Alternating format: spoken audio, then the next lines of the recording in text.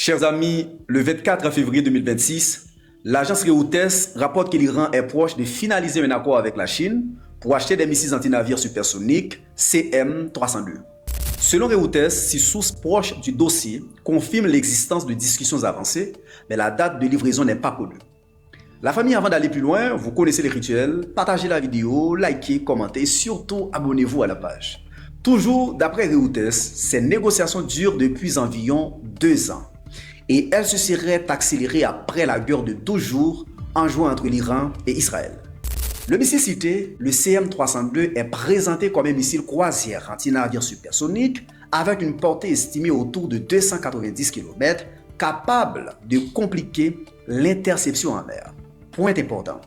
Le ministère chinois des Affaires étrangères a indiqué ne pas être au courant de ces pourparlers selon le même article. Pourquoi cette information compte? Parce que la zone concernée, c'est le cœur maritime de la région, c'est-à-dire du point de vue de la géopolitique. Le détroit d'Ormuz, le golfe d'Oman et l'accès vers l'océan Indien. Reuters rappelle qu'au même moment, les États-Unis d'Amérique ont renforcé leur présence navale près de l'Iran, ce qui donne à ce dossier une dimension très stratégique et très sensible. Autre élément important, ce type de missile est souvent associé à des capacités d'interdiction de zone, c'est-à-dire rendre plus risquée, plus coûteuse toute opération navale adverse dans un périmètre donné. Nous avons 3 niveaux d'analyse. Premièrement, Téhéran veut renforcer la discussion maritime et la profondeur défensive, surtout si la pression américaine augmente. Deuxièmement, Pékin répond avec prudence et déni de connaissance, mais dans le fond, la relation stratégique entre Iran et la Chine existe déjà, notamment sur l'énergie et la coopération globale. Troisièmement, Washington et ses alliés. L'enjeu, c'est la liberté d'action navale et la protection des groupes aéronavals dans une région vitale pour l'économie mondiale. Restons factuels.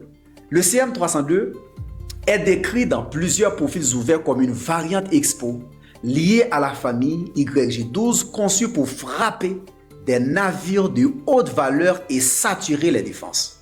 Les caractéristiques mises en avant dans ces profils, écoutez, sont les suivantes. La vitesse supersonique, la trajectoire basse en phase terminale, portée à l'exportation estimée entre 280 et 290 km selon les mêmes sources. Donc l'idée, ce n'est pas un missile de plus, c'est potentiellement un saut qualitatif si la livraison se confirme. Voici les scénarios possibles. Scénario 1. Accord confirmé et livraison, cela renforcerait la posture navale iranienne et obligerait les États-Unis d'Amérique à adapter leurs plans, leurs itinéraires, leurs défenses et leurs calculs de risque. Scénario 2. Accord partiel, retard ou gel, la Chine peut temporiser. L'Iran peut garder l'ambiguïté et la communication devient une arme à part entière. Scénario 3. Bras de fer diplomatique. Si l'affaire prend de l'ampleur, elle peut se traduire par pression, sanctions ou négociations indirectes.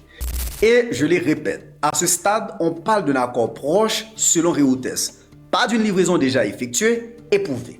En résumé, si l'Iran obtient effectivement ces missiles, la dissuasion maritime régionale pourrait entrer dans une nouvelle phase. Mais il faut garder une méthode. Distinguer information, rumeurs, confirmation officielle et suivre les prochains jours. Signature, démenti, indice de livraison. Comprendre les faits permet d'éviter, chers amis, les manipulations. Qu'en pensez-vous dans les commentaires? À très bientôt pour une nouvelle chronique géopolitique avec Ousli. Ciao, ciao, ciao.